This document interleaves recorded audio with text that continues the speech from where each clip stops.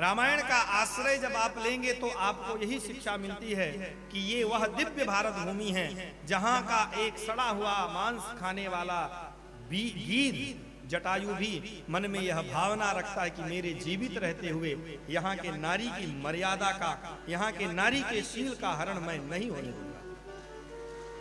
अच्छा, ये सिखाएगा कौन? ये राम जी का चरित्र सिखाएगा। ये स्वेच्छाचार पूर्वक वाली आपकी जो शिक्षा है, जो आपको इंद्रिय लोलुपता की ओर अग्रसर कर रही है, उससे कुछ नहीं प्राप्त होगा। आप यदि अपने स्वरूप को जानना चाहते हैं तो आपको इन दिव्य आध्यात्मिक ग्रंथों का आश्रय ग्रहण करना ही पड़ेगा। आप कल्पना करिए, जितने विदेशी भाग भाग करके अयोध्या में दौड़ करके, काशी में दौड़ करके, हरिद्वार आदि क्षेत्रों में दौड़ करके आते हैं, तो क्या देखने के लिए आते हैं?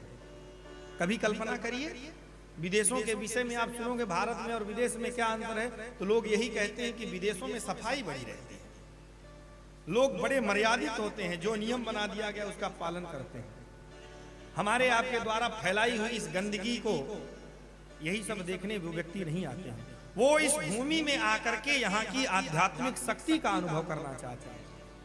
वे यहाँ आकर के जानना चाहते हैं कि रामायण क्या कह रही है, गीता क्या कह रही है, यहाँ के उपनिषद क्या कह रहे हैं। और बड़े अभागे हम और आप यह सब छोड़ करके यह दिव्य भूमि जो हमें देना चाह रही है उसे नहीं प्राप्त करना चाहते, और पाश्चात्य संस्कृति की ओर अपने आप को समर्पित करके अपने को खपा रहे हैं और नष्ट करते चले जा रहे हैं। इतनी ही नहीं, बड़े कष्ट की बात यह भी है कि जिन्हें हम अपना आदर्श मानते हैं, इसमें बाहुल्य बहुत अधिक है। समाज जिस प्रकार का दृश्य देखता है वैसा ही मार्ग का अनुसरण करता है। महाजनों ये नगता सपन था। यह बात मैं जो कह रहा हूं बहुत लोगों को अच्छी नहीं लगेगी, लेकिन यह कष्ट का विषय हम लोग भी अनुभव करते हैं ना। मान लीजिए हम हैं, हमें भी ये चिंता है कि भाई हम भी अपने आसपास में अपने जैसे लोगों के बीच में बैठे, तो जब हम बैठे तो हमारी ये भावना है कि हमसे अधिक अच्छे विचार वाले हों, अध्यात्म की ओर हमें प्रेरित करने वाले हों। भाई जो बड़े बूढ़े हैं उनका हम आश्रय ले रहे हैं, लेकिन काल की गति को यदि समझें और सत्यता के आश्रय में यदि हम बात कहें तो यह बात निश्चित है।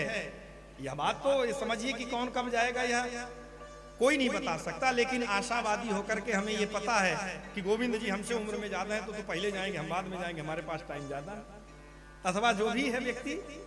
तो हमारा संरक्षण किन के बीच में होने वाला है? और जब अपनी उम्र वालों में मैं देखता हूं तो गिनती में बहुत कम लोग मिलते हैं। ये हमारे मन का कष्ट है कि मैं जिस समाज में रहूं तो हमारी आध्यात्मिक गति का वो उत्कर्ष करने वाले हैं।